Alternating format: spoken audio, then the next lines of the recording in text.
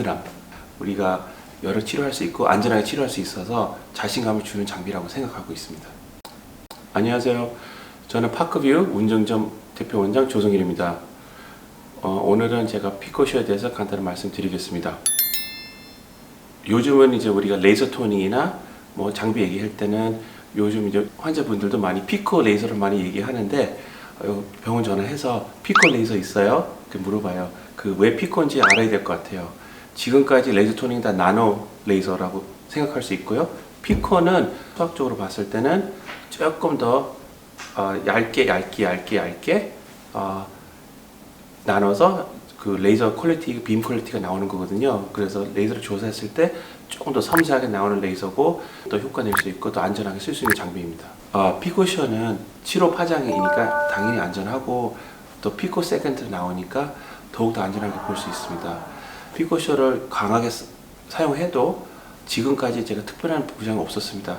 아주 간혹 색소 침착이 있지만 금방 없어지고, 예를 들어 Q 스위치 엔디약이나 Q 스위치 Q 스위치 알렉스라도 세게 들어가면 pH가 6개월 정도로 갈 수 있는데, 피코쇼 자체는 색소 침착 생기더라도 금방 없어지고, 다른 기타 장비들은 항상 색소 침착, 화상, 모낭염, 발진 이런 우려해야 되는데, 피코쇼 자체 그 기계 특징 자체는 안전하고 특별한 부작용 잘 나타나지 않습니다. 피코쇼는 최초로 FDA 승인 받았고 식약청에서 잔주름에 효과 있다고 인정받고 효과 많이 나타나고 있습니다. 피코쇼는 좋은 건 뭐냐면 포커스 핸드팁을 사용해서 3회에서 5회 정도 조사하면 잔주름 효과는 뚜렷하게 볼 수 있습니다. 환자 상태에 따라서 우리가 장비를 선택하는데, 피코쇼는 우리가 대표적인 치료는 주로 색소하고 모공입니다.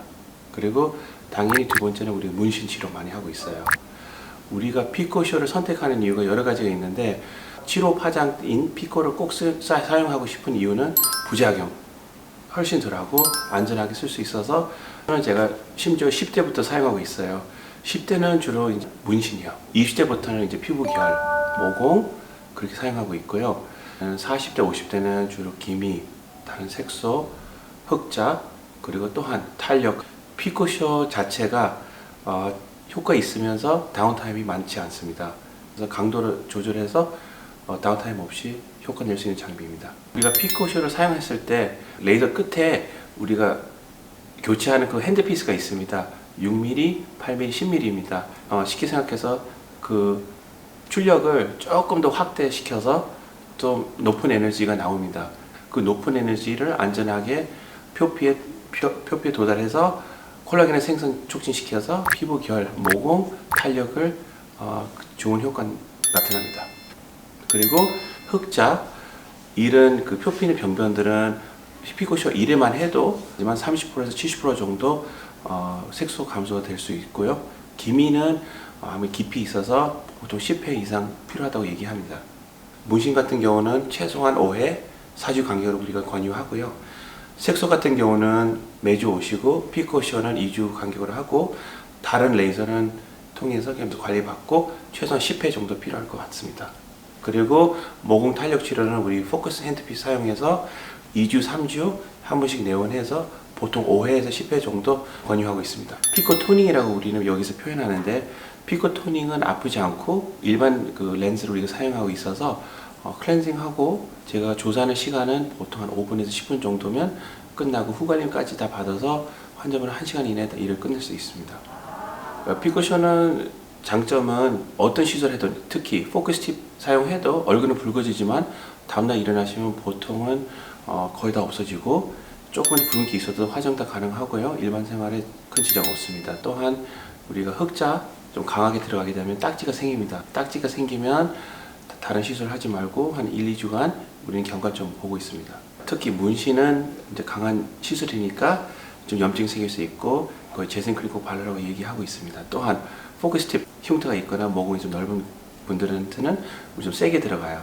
이런 경우는 다음날 모낭염, 홍조, 발진 좀 일어날 수 있는데 보통 3일이면 거의 다 사라집니다. 피코쇼를 단독으로 쓰는 경우도 있지만 80%는 정액합니다.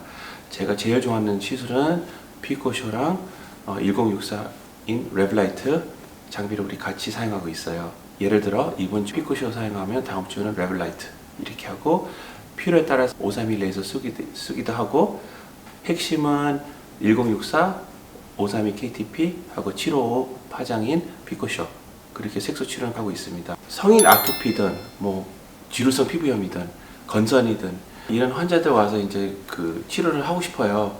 그 열린 상처에서 레이저를 조사하게 되면 문제가 생깁니다.